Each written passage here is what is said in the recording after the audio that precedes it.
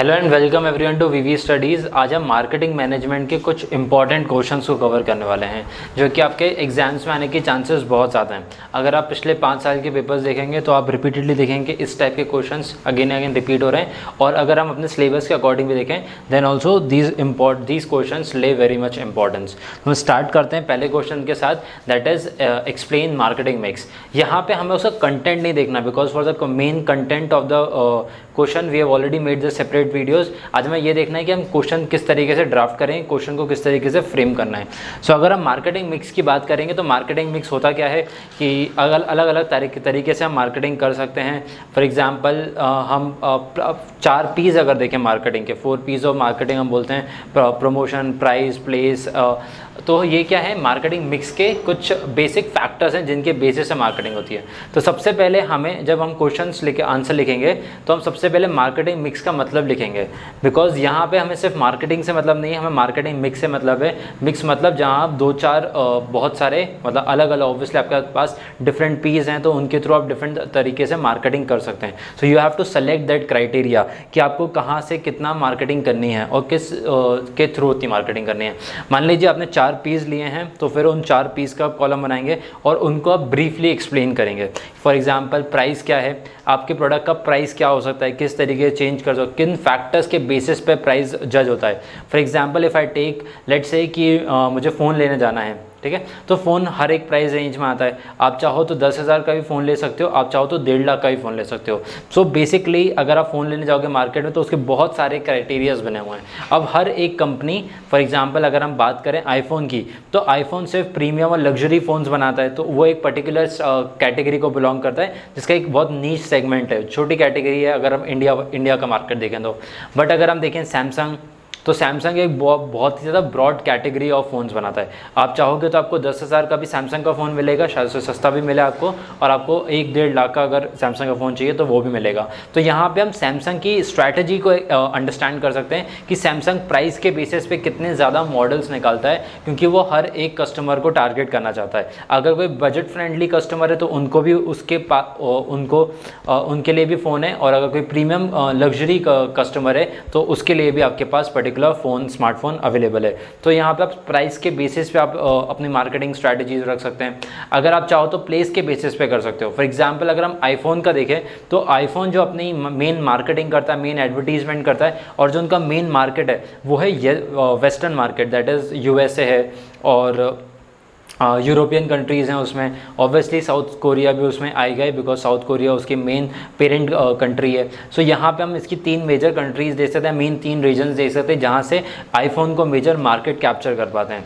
Similarly अगर हम iPhone का सैमसंग का अगर हम देखें तो सैमसंग का world wide distributed supply chain है, तो आप प्लेस के अकॉर्डिंग भी अपने प्रोडक्ट को चेस कर सकते हो। सिमिलरली अगर हम इंडियन ब्रांड्स की बात करें, जैसे कि हम अगर माइक्रोमैक्स की ब्रांड की बात करें तो माइक्रोमैक्स ऑब्वियसली USA या वेस्टर्न कंट्रीज़ की अगर हम बात करें तो माइक्रोमैक्स वहाँ पर ज़्यादा नहीं चलता। बट अगर हम इंडियन मार्केट की बात करें या फिर हम सब कॉन्टिनेंट मार्केट की बात करें तो वहाँ पर माइक्रोमैक्स, इंटेक्स जो कि इंडियन मेड ब्रांड्स है, या जियो की अगर हम बात करें अभी तो जियो इंडिया में पेनिट्रेट करना स्टार्ट कर रहे हैं। तो इसी तरीके से हम मार्केटिंग मिक्स का आंसर लिखेंगे। पहले हम उसका ब्रीफ इंट्रोडक्शन देंगे, व्हाट इज़ मार्केटिंग मिक्स, उसके बाद फिर उसके अलग अलग जो फीचर्स हैं उन फीचर्स को बताएंगे और फिर उन फीचर्स के फैक्टर्स बताएंगे, बट अलॉन्ग विद एग्जाम्पल्स हर एक क्वेश्चन में बहुत ज़्यादा इंपॉर्टेंट है, बिकॉज जब आप एक एग्जाम्पल के साथ एक्सप्लेन करते हो तो वहाँ पर उसके थ्योरेटिकल मीन्स कम आते हैं बट प्रैक्टिकल मीन्स ज़्यादा आते हैं, तो आप बेहतर तरीके से बेटर अंडरस्टैंडिंग के साथ एक्सप्लेन कर सकते हो। Next coming on to the explain nature and scope of marketing. अब ये क्वेश्चन 2 पार्ट्स में डिवाइडेड है। आपको इस क्वेश्चन में नेचर भी लिखना है और स्कोप भी लिखना है मार्केटिंग का। सो आपको सबसे पहले ऑब्वियसली अपने आंसर को 2 अलग अलग तरीके से ड्राफ्ट करना पड़ेगा। A और B पार्ट में आप ड्राफ्ट कर सकते हो, बिकॉज अगर आप साथ में लिखोगे नेचर एंड स्कोप तो शायद वो इवैल्यूएटर को इतने अच्छे तरीके से समझ में नहीं आएगा। सो अगर आपको ज़्यादा अच्छे तरीके से एक्सप्लेन करना है सो उसको 2 पार्ट्स में डिवाइड कीजिए। आप पहले नेचर को एक्सप्लेन करिए कि मार्केटिंग का नेचर क्या होता है, जैसे कि परवेजिव उसका एक पॉइंट हो गया। तो यहाँ पे आपको एक परवेजिव पॉइंट लेना है और उस पॉइंट को एक्सप्लेन करना है।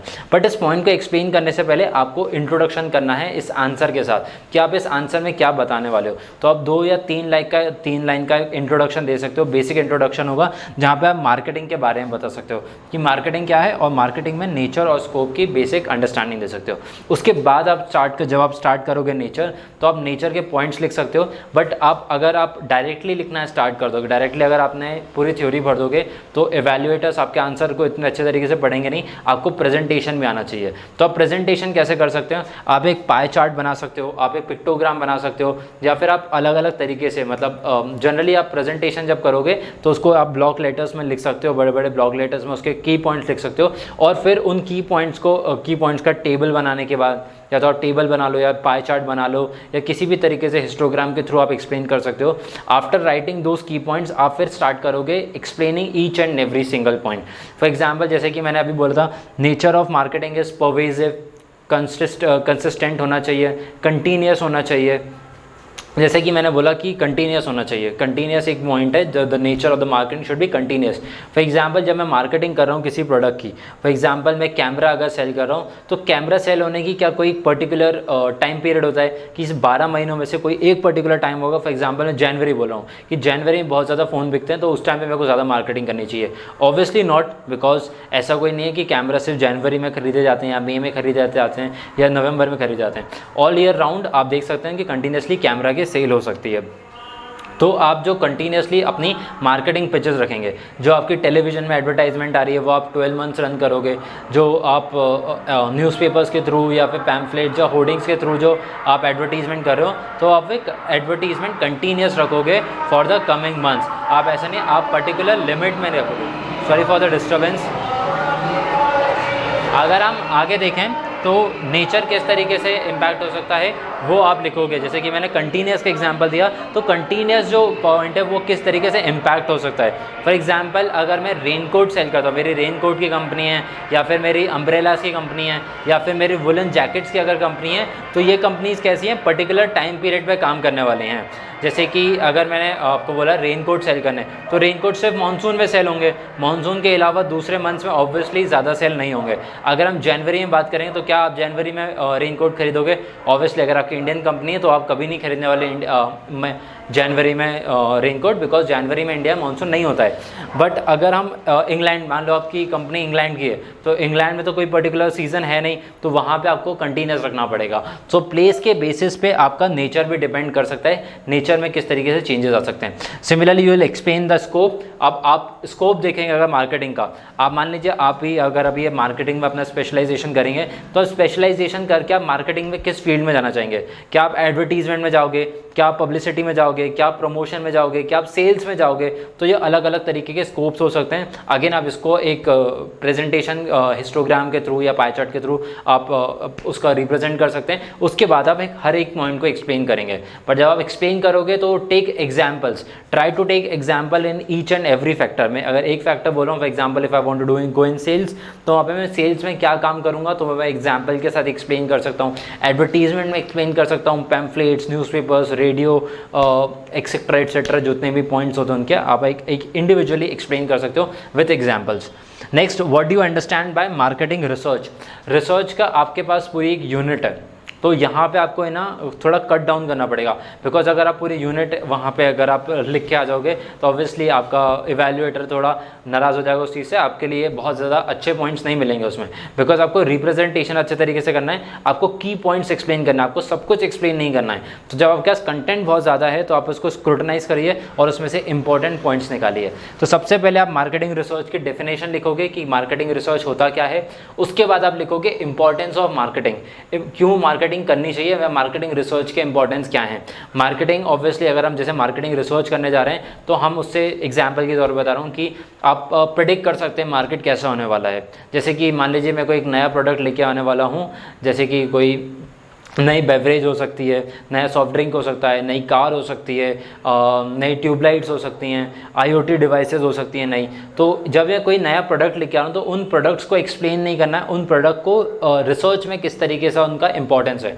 फॉर एग्जाम्पल जैसे मैंने एक प्रोडक्ट बता दिया कि ये नया प्रोडक्ट लॉन्च करने वाले हैं, अब इस प्रोडक्ट को आपके डायरेक्टली मार्केट में लॉन्च कर दोगे नहीं, पहले आप समझोगे कि मार्केट क्या इस चीज़ के लिए रेडी है। फॉर एग्जाम्पल अगर मैं रिमोट से चलने वाली टीवी रिमोट से चलने वाले अगर मैं ट्यूबलाइट अगर बना रहा हूं तो मैं पहले उसके लिए मार्केट एनालिसिस करूंगा, मार्केट रिसर्च करूंगा, क्या लोग इस प्रोडक्ट के लिए इंक्लाइन हो रहे हैं, are they attracted towards this product. अगर मैं ये मार्केट में लॉन्च करूंगा तो क्या लोग खरीदेंगे।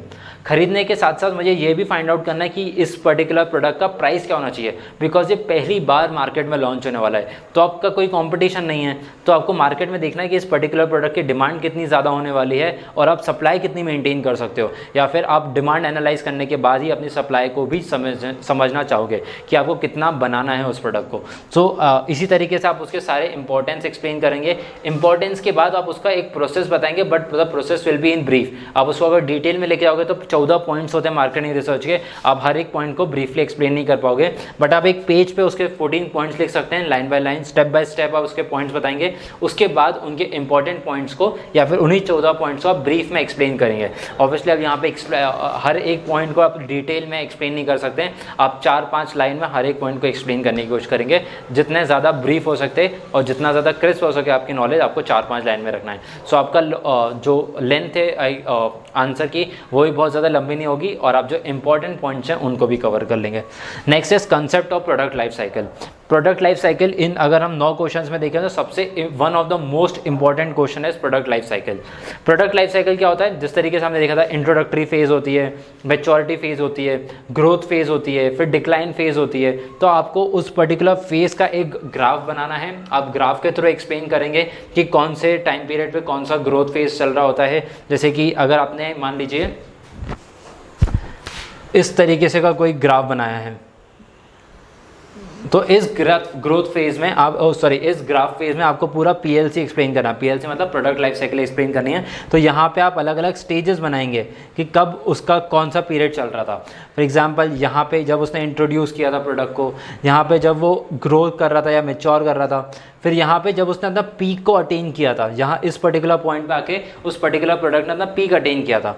उसके बाद फिर उसकी सेल्स डाउन होना स्टार्ट हो गई, उसके बाद उसकी सेल्स गिरना स्टार्ट हुई और फिर एक टाइम पे हम देख सकते हैं कि बहुत ही ज़्यादा स्टैग्नेंट हो गई थी और उसके बाद फिर वो अपना प्रोडक्ट एंड फेज पे चला गया। तो आप यहाँ पे पहले एक ग्राफ बनाएंगे।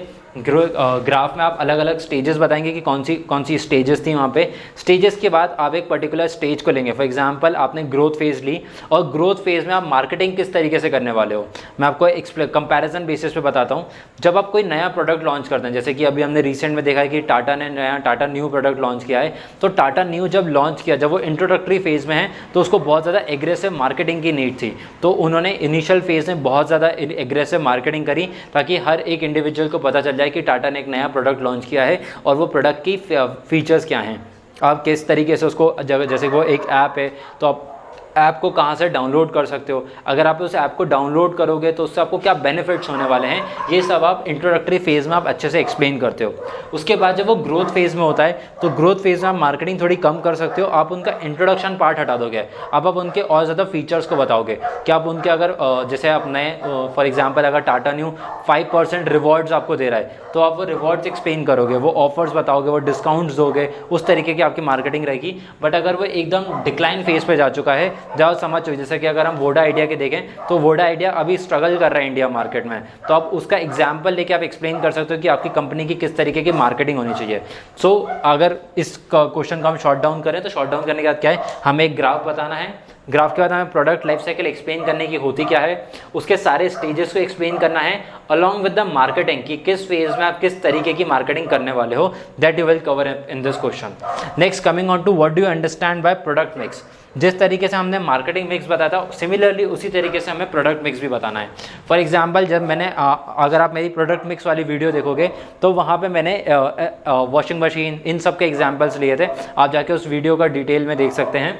बट बेसिकली मैंने वहाँ पे क्या किया था, जैसे मैं अभी दूसरा एग्जांपल ले रहा हूँ सैमसंग का। मान लीजिए सैमसंग एक कंपनी है, obviously Samsung is a big brand, तो आप सभी जानते होंगे। अब सैमसंग में क्या है, सैमसंग क्या सिर्फ स्मार्टफोन्स में डील करता है? तो आप यहाँ पे एक एग्जांपल के तौर पे ले सकते हैं कि सैमसंग का क्या है, एक प्रोडक्ट है स्मार्टफोन, और फिर स्मार्टफोन में आप बता सकते हैं कि स्मार्टफोन में उनका गैलेक्सी आता है, उनका फिर ई सीरीज़ है, ए सीरीज़ है, जे सीरीज़ है। सो you can explain that in detail, ठीक है। आप एग्जांपल्स के तौर पे बता सकते हैं कि उनकी एक पर्टिकुलर कैटेगरी है स्मार्टफोन में उनके पास कौन सी रेंज है। उसके बाद उनका रियल एस्टेट बिजनेस भी है।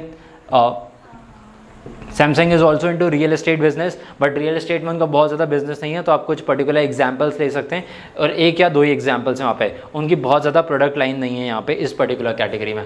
अगर आप स्मार्टफोन्स में देखोगे तो स्मार्टफोन्स में उनका मार्केट पेनिट्रेशन बहुत ज़्यादा है, यहाँ पे वो मार्केट लीडर है।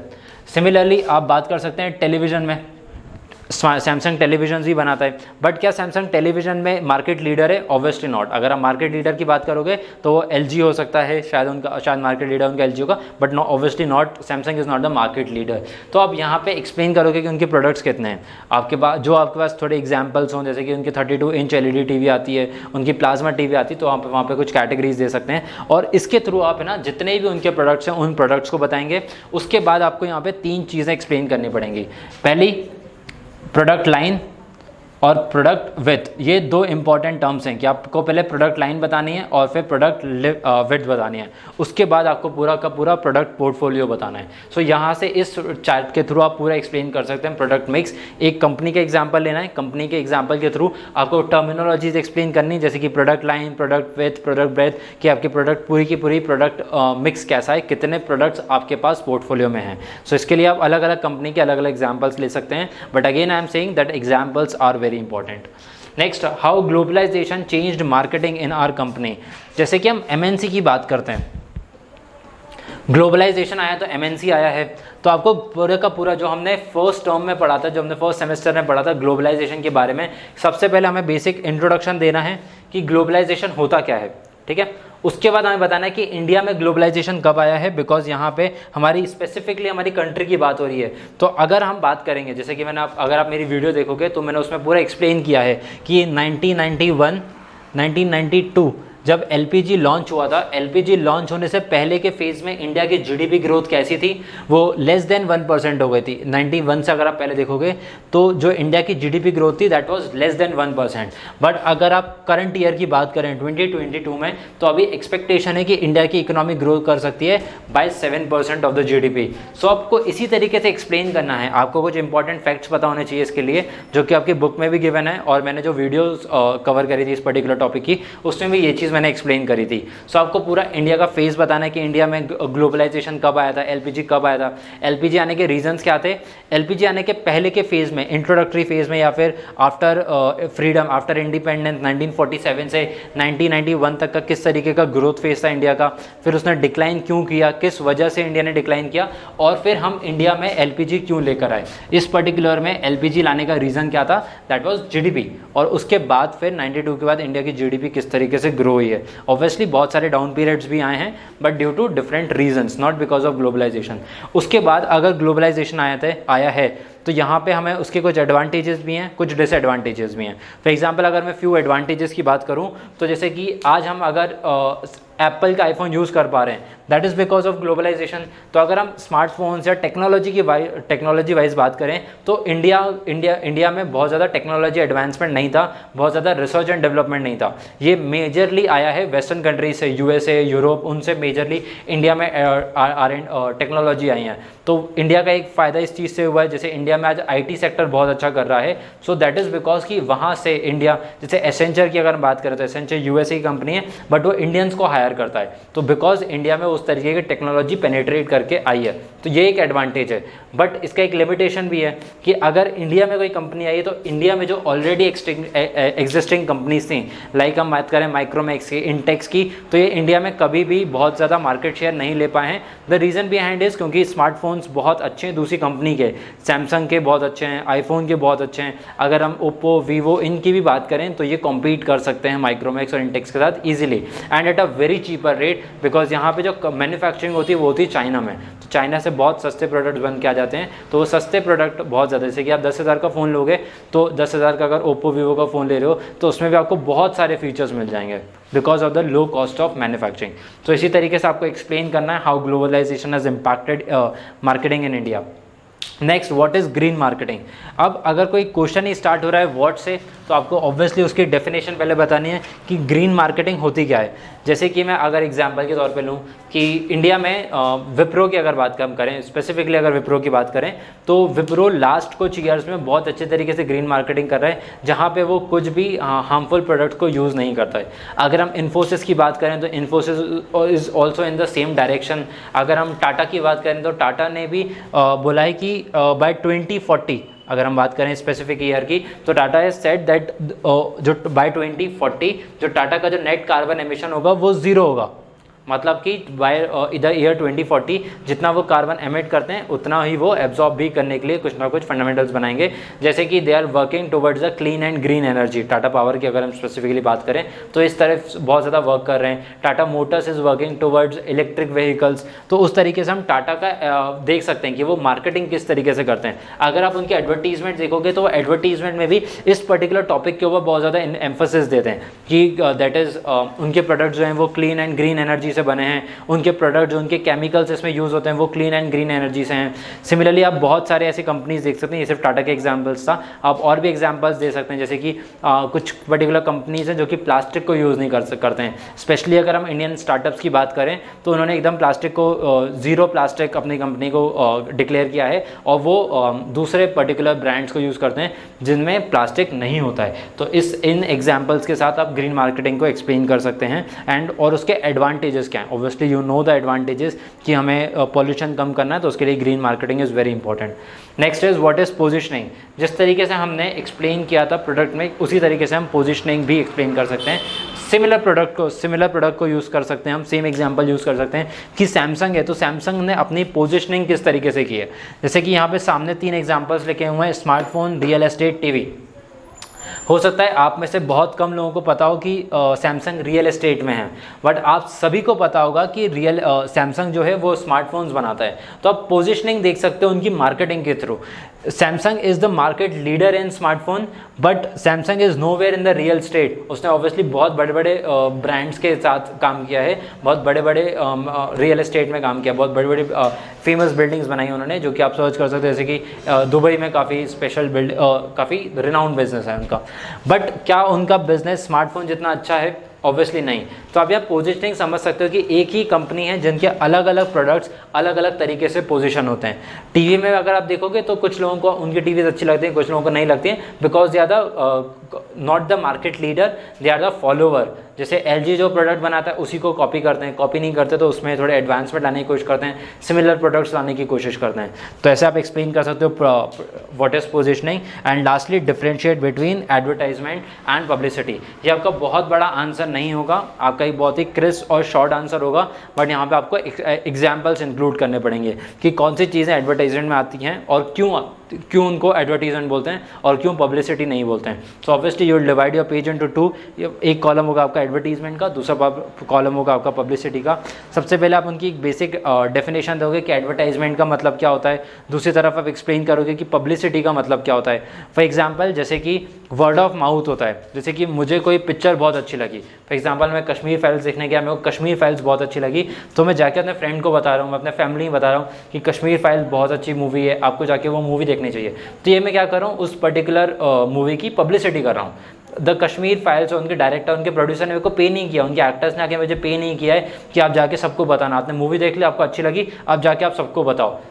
अगर मैं उनको पैसे दे रहा हूँ उस चीज़ के लिए, फॉर एग्जांपल मैं इन्फ्लुएंसर मार्केटिंग अगर करवा रहा हूँ, फॉर एग्जांपल अगर डिजिटल मार्केटिंग आपने देखी होगी, आजकल आप कोई भी चीज़ अगर आप सर्च करते हो तो उसकी आपके पास एड्स आने लगती है, इंस्टाग्राम पे, फेसबुक पे आप बहुत कॉमन एड्स हो गई हैं, तो वो क्या है, आपकी एडवर्टाइजमेंट है। बट अगर मैं वर्ड ऑफ माउथ के थ्रू अगर स्प्रेड कर रहा हूँ, कोई चीज़ बहुत अच्छी है जो कि मुझे लगता है कि हाँ मेरे दोस्तों के पास भी ये चीज़ होनी चाहिए, मेरे फैमिली मेम्बर्स के पास भी ये चीज़ होनी चाहिए, तो वो आ जाती है पब्लिसिटी में। Similarly you will explain these 2 points in detail using different examples. So this was basically about marketing management, कि आपको कौन से क्वेश्चंस को बहुत अच्छे तरीके से प्रिपेयर करना है। इन हर एक क्वेश्चन के ऊपर हमने डिटेल्ड वीडियोज़ बनाई हैं, so please go and watch there video. और अगर आपको लग रहा है कि हम अच्छा काम कर रहे हैं, then please click the like button. Also the admissions are open now, so you can contact the VV Studies through YouTube, and also we have given our details in the link below. Please, thank you.